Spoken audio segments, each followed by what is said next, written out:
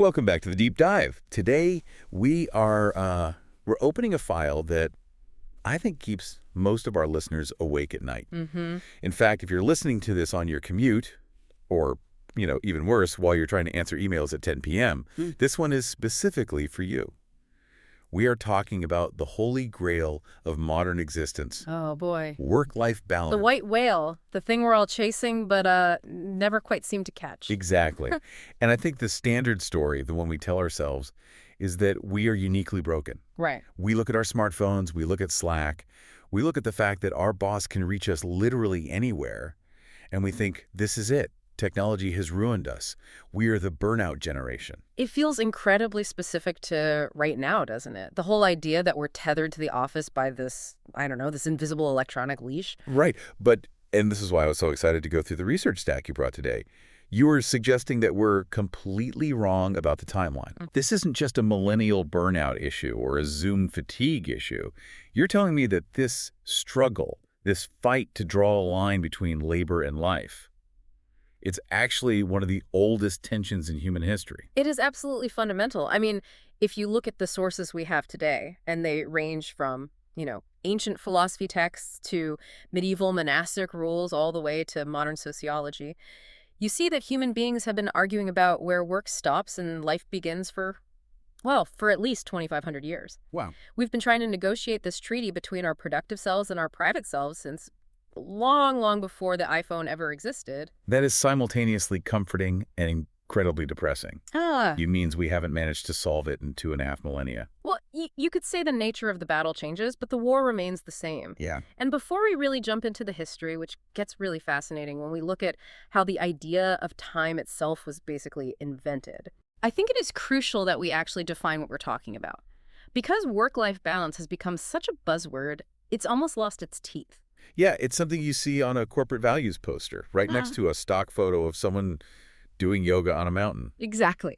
We value work-life balance here, usually said by the person who's emailing you on a Saturday. Right. But what does the literature actually say it is? What's the real definition? So, strictly speaking, based on the definitions in our source material, work-life balance is the equilibrium between two domains. Okay. On one side, you have the instrumental tasks you do for survival or for status. On the other, you have personal life, so family, leisure, health, spiritual pursuits, all that stuff. Right. But here is the crucial distinction that most people miss, and it's the key to understanding why we feel so stressed out by it. What's that? It's bidirectional. Bidirectional. Okay, let's unpack that, because usually when I'm complaining about my balance, I'm complaining about work crashing into my life. Exactly. Yeah. That's what we call work-to-life conflict. That's the late meeting that makes you miss your kid's soccer game. Yep. That's the exhaustion from a project that makes you too tired to cook dinner, so you just order takeout again. Been there. But the definition holds that private life can also interfere with work. Life-to-work conflict. Right. If you have a sick child at home, or you're going through a messy divorce, or you just didn't sleep well because you were up all night worrying about something, that is your life bleeding into the work container. Which is interesting, because most corporate policies, they're designed to stop work from hurting life, like, vacation days or whatever, but they aren't always great at handling it when life hurts work. Precisely. It's an interface. Yeah. And that interface can be adverse, which is what researchers call work-life conflict, or it can be beneficial, which they call work-life enrichment. We'll get to that later. Okay. But the massive complication we're facing today, and the sources are very, very clear on this, is that for technology-enabled workers, that interface has become boundaryless. Boundaryless. That sounds like a horror movie title. It kind of feels like one sometimes. It essentially means the physical and temporal walls that used to separate those two worlds have just dissolved. Right. There's no factory whistle. There's no commute to decompress. So our mission today is to figure out how we got here. We're going to trace the history of time itself from, the monks to the factory floor. Okay. We're going to look at the sociology, why we feel so torn, and then we're going to look at the legal and structural attempts to fix it, from the invention of the weekend to the very modern right to disconnect. I love it. Okay, let's get in the time machine. And we are going way back, not to the 1950s, but all the way to antiquity. You mentioned ancient Greece. Now, when I think of ancient Greece, I think of people in togas, just, discussing the nature of truth. Did they really worry about work-life balance? They absolutely did, but their framework was almost the inverse of ours. Today, we often view work as the primary thing we do. It gives us our identity, our status, our money. Leisure is just the time we get to recover so we can go back to work. It's a pit stop. It's a pit stop. Right. Working for the weekend. We rest so we can be productive again on Monday. Exactly. We optimize our sleep to be better workers. But for the classical Greeks, and specifically for a guy like Aristotle, the perspective was completely flipped. Work was the means, leisure was the end. Leisure was the goal. Yes. The actual word they used was skoli for leisure.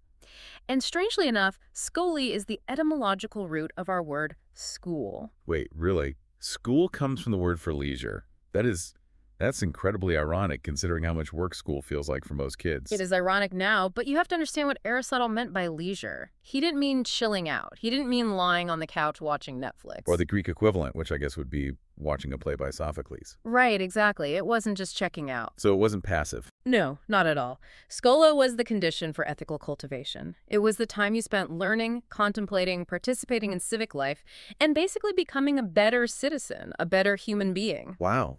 He argued that a good political system, a good polity, its main job is to protect time for education and contemplation. Yeah. If you are constantly grinding, constantly working just for survival, you can't be a full human being. You're just a beast of burden. That is a profound indictment of modern culture. We usually think if you aren't busy, you're lazy. Aristotle is saying if you are busy, you're stunted. You haven't reached the goal. Essentially, yes. Aristotle linked the purpose of toil to leisure, just as he linked the purpose of war to peace. You fight wars to have peace, you toil to have schola. If you toil just for the sake of toiling or for the sake of accumulating wealth, you've totally missed the point of being alive. So it's not about the grind. It's about what the grind enables. Precisely. And the Romans picked up on this too, right? I know they were a bit more practical, maybe a little philosophical, but did they keep this distinction? They did, and their vocabulary creates a really stark contrast that I just love. They had the word otium, which meant reflective private time, that cultivation we just talked about. Okay, otium. And then for public business or work, the word was negotium. Negotium. That sounds like negotiation. It does, but look at the prefix, negotium. It literally translates to not leisure or the lack of leisure. Oh, wow. So work was defined by what it wasn't. It wasn't the good stuff. It was the absence of the good stuff. Exactly. It frames work as a negative state, as the thing you have to do to get back to the thing you want to do. Cicero, in his work on duties, he framed a good life as this constant negotiation between these two things, between your civic obligations, your negotium, and your private cultivation, your otium. The goal was to balance public duty with private growth. But I have to ask the obvious question here because this all sounds lovely, but Aristotle and Cicero, they were elites. Yes. They were wealthy men. This philosophy of leisure first was built on the backs of slaves and laborers who presumably had zero scoli or otium. That is a critical point. This was absolutely an aristocratic ideal. For the vast majority of people, the agrarians, the peasants, the slaves, life was defined by labor. There's no question. So how does this apply to them? Well, here's where the history of time gets interesting. Even for that peasant in the field, the nature of that work was fundamentally different from our modern grind. How so? Right. I mean, if you're plowing a field all day, that's hard work. It is incredibly hard physical work, but it was task-oriented, not time-oriented. What's the difference? In a task-oriented world, the job dictates the time. You milk the cow because the cow needs milking. You harvest the wheat because the wheat is ripe. If it rains, you can't harvest, so you stop. There's a natural rhythm to it. It's more of a pulse than a straight, unending line. So nature provides the boundaries. The sun, the seasons. Yes. The sun goes down, you stop. Winter comes, you slow down. The historian E.P. Thompson, who we'll come back to, points out that in pre-industrial societies, work was incredibly irregular. You might work 16 hours a day during the harvest, just a frantic pace. Yep. But then you might spend 3 days doing very little, but repairing tools and talking to your neighbors. There wasn't this constant clock-driven pressure.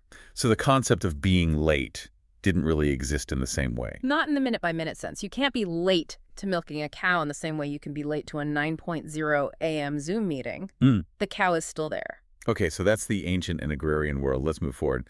The Middle Ages, you mentioned Right. monks in the intro. Mm-hmm. When I think of monks, I think of isolation, chanting, that kind of thing. But you're saying they were actually pioneers of this schedule. They really, really were. I mean, if you look at Western monasticism, specifically the rule of St. Benedict from the 6th century, you see one of the first truly institutionalized attempts to rigorously balance the day.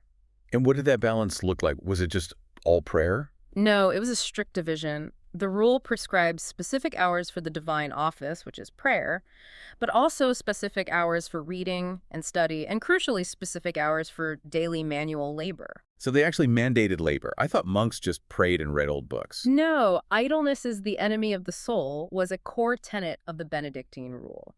They believed that manual labor was spiritually necessary to keep you humble and grounded. Okay. But, and this is the key, they also mandated that labor stop. When the bell rang for prayer, you put down the shovel. That was it. No questions. It was an enforced balance between spiritual duty and productive tasks. They didn't want monks burning out from work because they needed energy for prayer, but they didn't want them lazy either. It's almost like the first time management self-help book, The 7 Habits of Highly Effective Monks. In a way, yes, it was a very regulated life, but outside the monastery, in the medieval towns, time was still very different from how we see it today.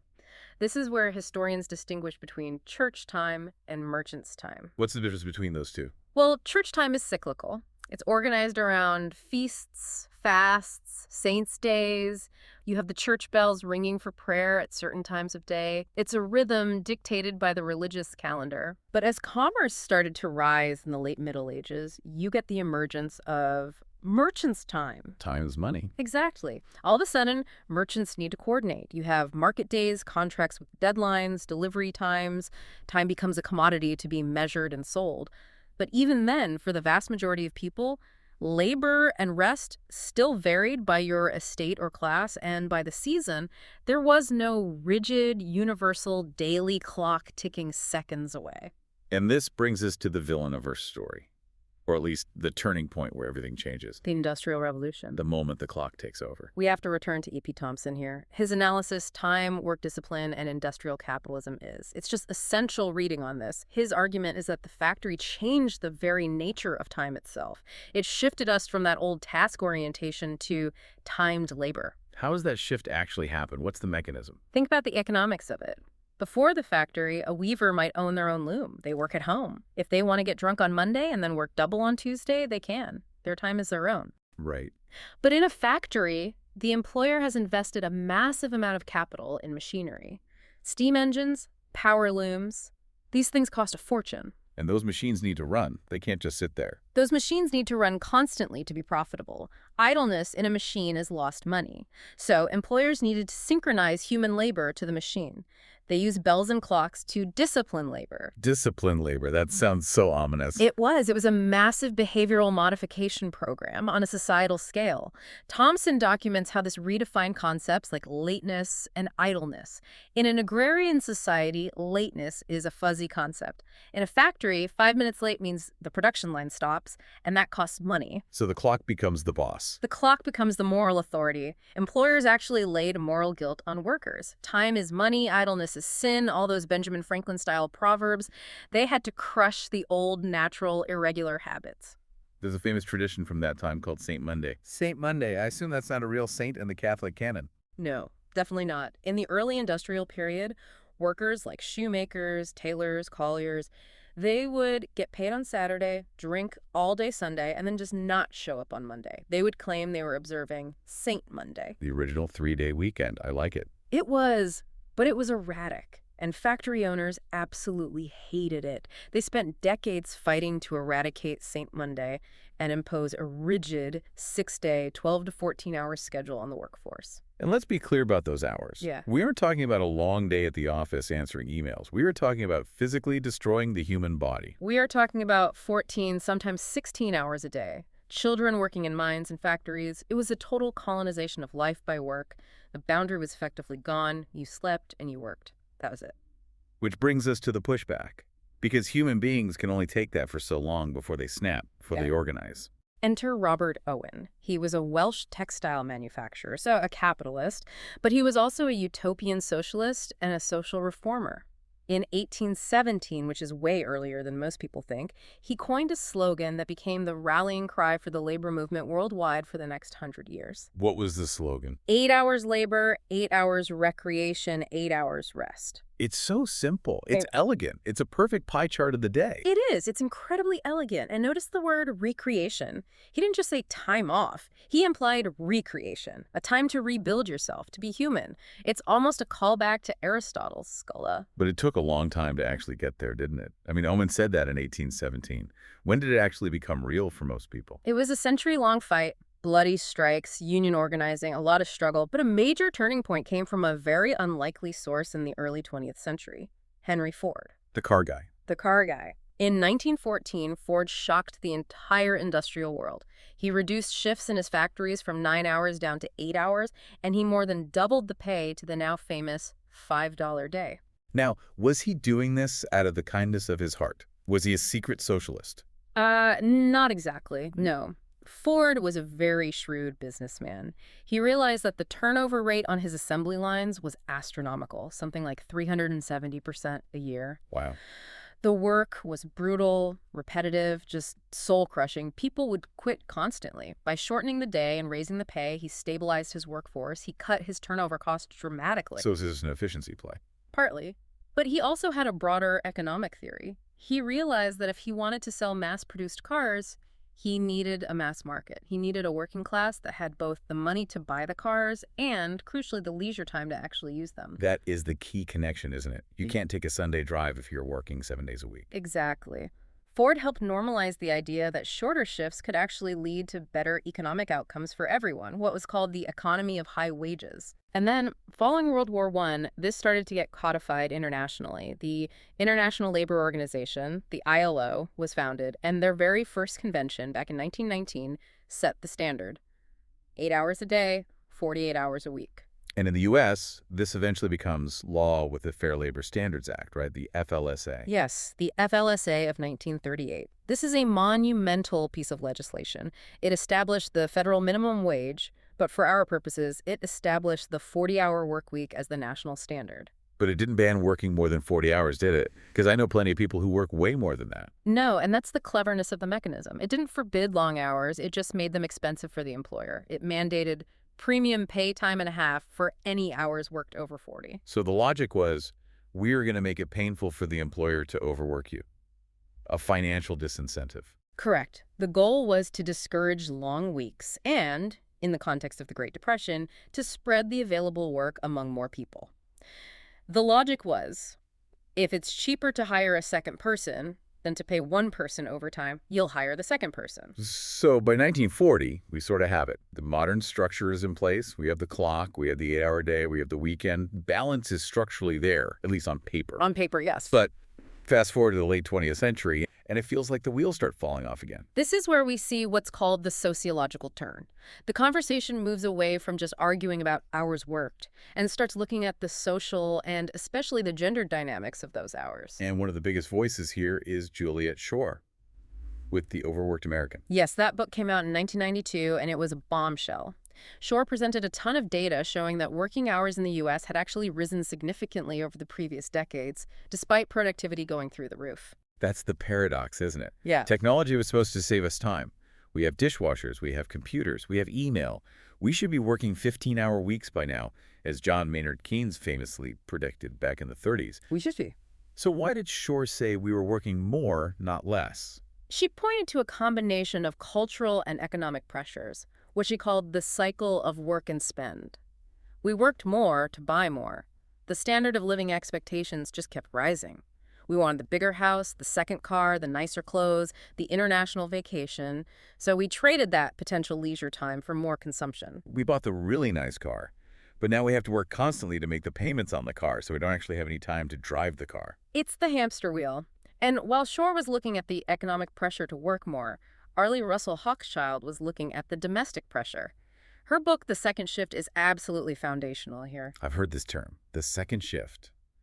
This is about what happens when women get home from their paid job. Yes, exactly. As women entered the workforce in massive numbers in the 70s and 80s, the domestic labor, the cooking, the cleaning, the childcare, the emotional labor of running a household, it didn't just disappear. Right. And crucially, men didn't pick it up at the same rate. So the whole contract of the 40-hour week was basically broken. It was a flawed premise. The 40-hour week was designed for a man with a wife at home doing all of that unpaid labor. Once you have two people working, that domestic labor still has to happen. Hochschild's research documented that women were effectively working a full shift at the office and then coming home to work a second shift of unpaid care work. She calculated it was roughly an extra month of 24-hour days per year. An entire extra month of work. So for women, work-life balance was basically a myth. It was just work balance. In many ways, yes. And Hochschild followed this up with another incredible book called The Time Bind. And this one had a really provocative, almost counterintuitive thesis. She argued that for many people, work and home had flipped roles. What do you mean they'd flipped?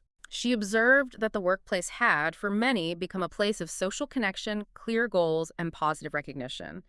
You finish a project, someone says good job, you get a coffee with a colleague. It's structured and rewarding. Okay. Meanwhile, home had become a chaotic, stressful place of unwashed laundry, crying children, and endless thankless demands. That is devastatingly relatable for a lot of parents, I'm sure. Work is where you get to drink your coffee while it's still hot. Exactly. It's the haven theory turned completely upside down. Work becomes the haven from the chaos of home. And this growing recognition of the care burden led to some legislative attempts to help out. In the U.S., we got the FMLA, the Family and Medical Leave Act of 1993. Right, which gives you 12 weeks of leave. But And this is a huge but. it is unpaid. That is the critical limitation. It protects your job. You can't be fired for having a baby or caring for a sick parent, but it doesn't protect your income, which means for millions of people, it's not a real option. Right. Compare that to something like the Small Necessities Leave Act in Massachusetts, which allows 24 hours of unpaid leave for things like parent-teacher conferences or a kid's doctor appointments. These are attempts to patch the holes in the system, but they are still relying on the employee to take the financial hit. And then, as if the second shift and the time bind weren't enough to deal with, we enter the 21st century, and we get the digital leash. Smartphone, the laptop, high-speed internet, everywhere. And then the ultimate game changer, the COVID-19 pandemic. The pandemic was a massive accelerant. It forced this huge global experiment in remote and hybrid work. And reports from the ILO and the OECD found that while this offered new opportunities for flexibility, it created a massive risk of hidden overtime. Hidden overtime. I know that feeling. That's answering emails while you're making dinner. That's finishing a slide deck on a Sunday morning just because you can. It's the total blurring of boundaries. When your office is your kitchen table, you are never really at work, but you are also never really at home. You're in this liminal state of constant potential availability. Yes. And this has led to a really interesting legal counter-movement, specifically in Europe. The right to disconnect. I just love the sound of this. It sounds like a fundamental civil right. It effectively is in some places. It really started in France with the Loi Travail in 2016. It introduced the droit à la déconnexion. My French is terrible, but that sounds exactly like right to disconnect. You got it. It requires employers, specifically in larger companies, to negotiate rules with their staff to limit after-hours communication.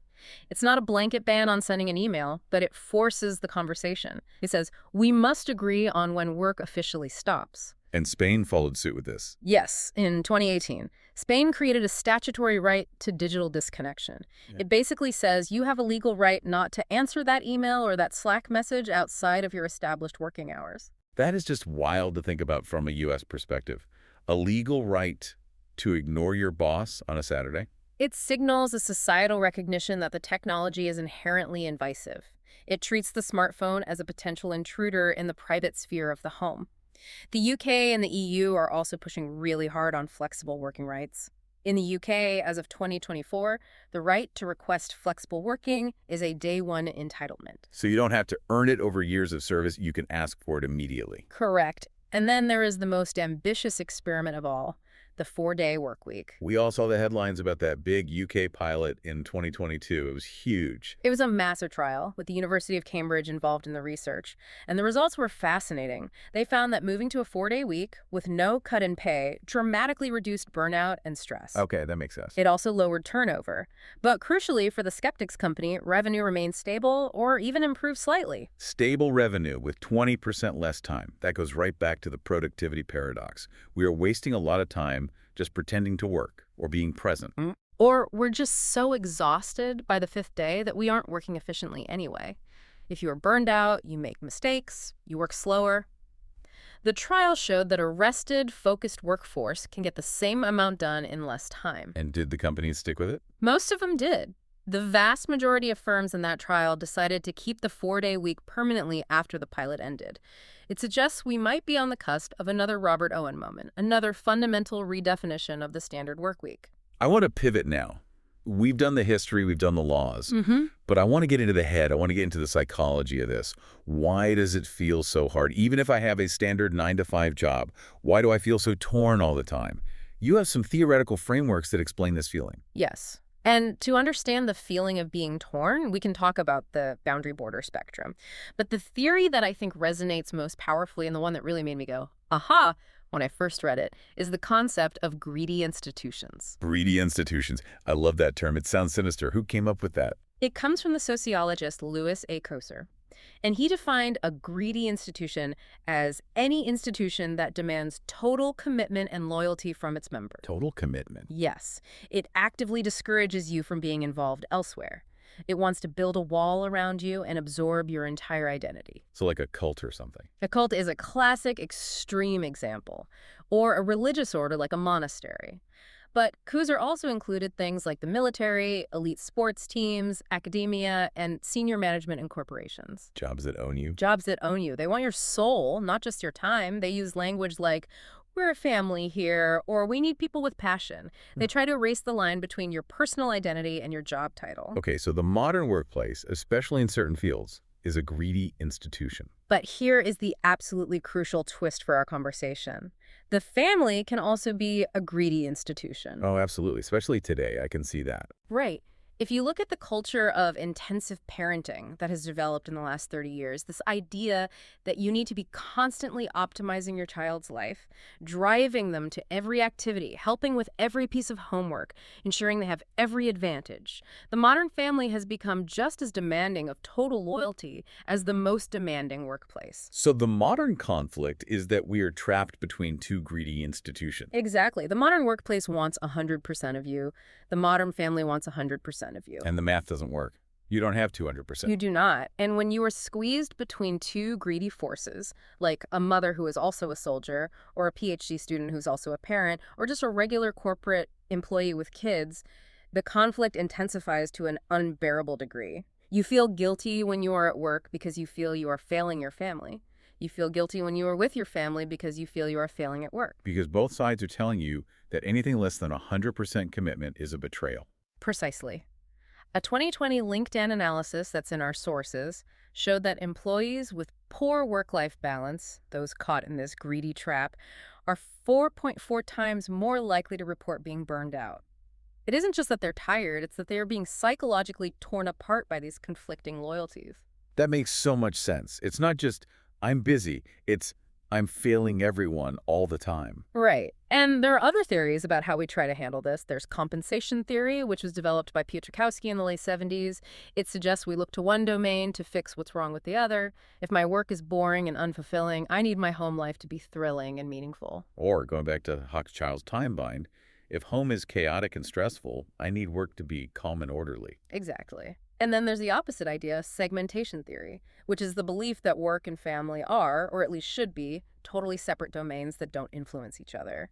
This is the leave your problems at the door mentality. Which sounds nice in theory, but in a world where my boss texts me at dinner, segmentation is dead. In a digital world, segmentation is a fantasy.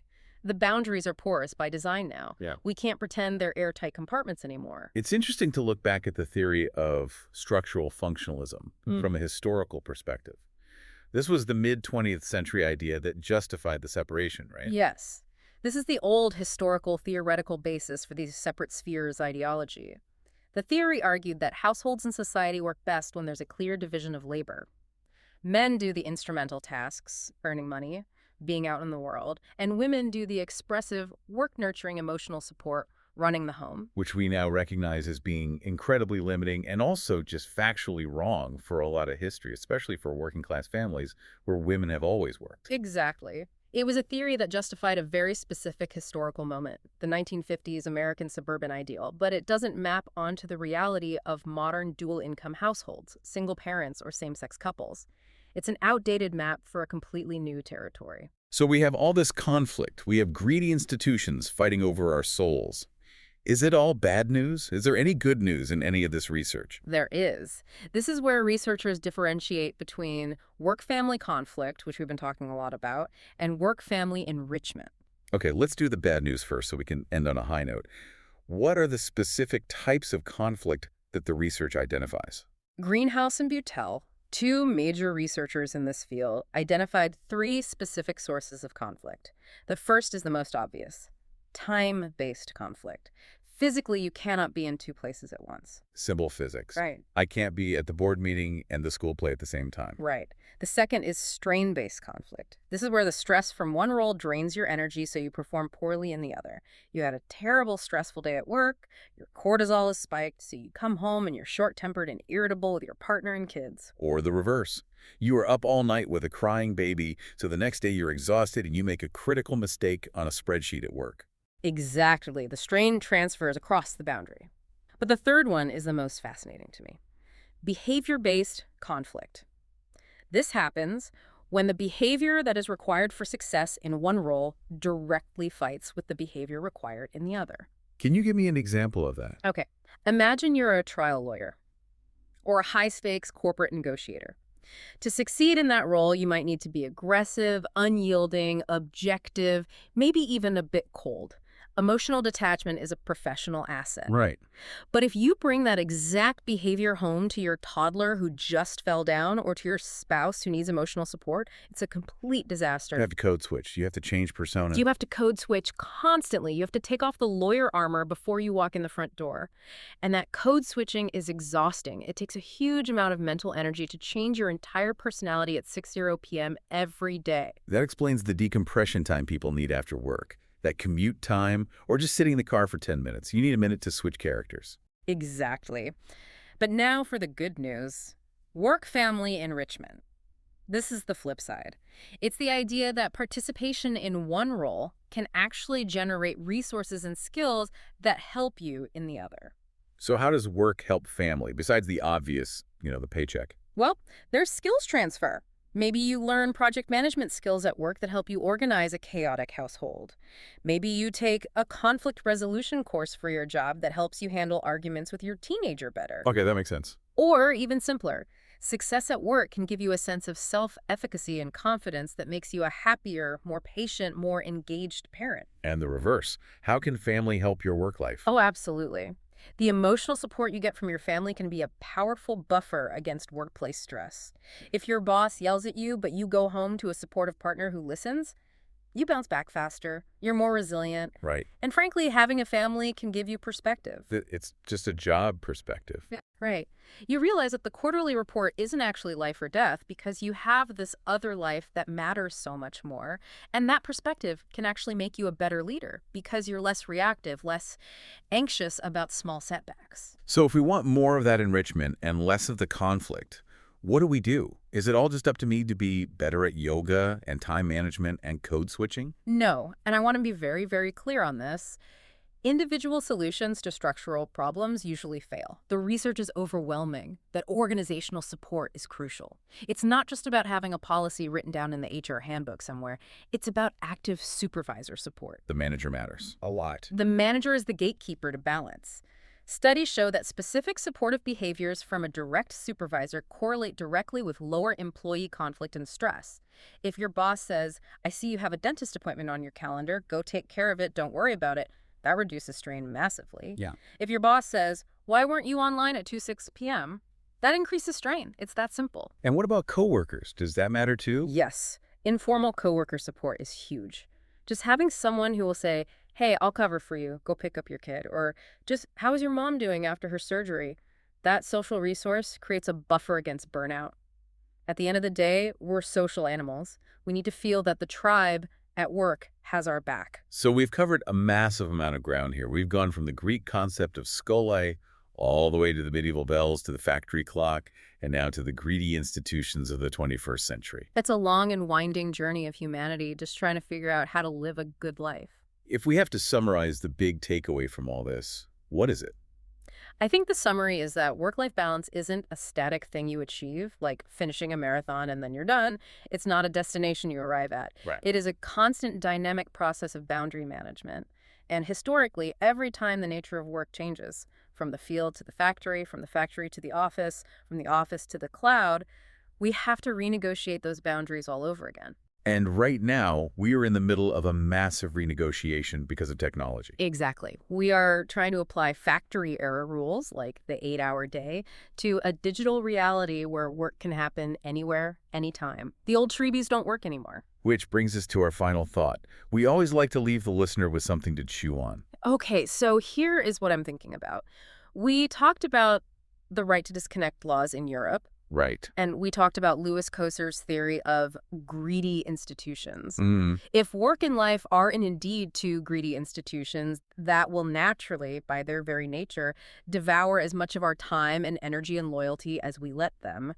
Can we actually solve this individually? Oh, that's the question. Can I just discipline my way to balance? Can I have enough willpower to turn off my phone? Or do we need societal rules, like the French law, like the 4-day work week, to force the boundaries back into place for everyone? Because if you are just one person trying to hold back these two greedy giants on your own, you are almost certainly going to lose. Maybe we aren't managing a personal balance. Maybe what we're really doing is negotiating a treaty between two warring nations. And usually, treaties require governments and laws and collective agreements, not just individual good intentions. That is a powerful thought. Are you a diplomat negotiating a treaty, or are you just a casualty in the war between work and life? Something to think about next time you reach for your work phone at 9:00 p.m. Indeed. Thank you so much for this deep dive. Ironically, I feel like I should go take a break now. A little opium would be good for A you. little odium. Thanks for listening, everyone. We'll see you on the next deep dive.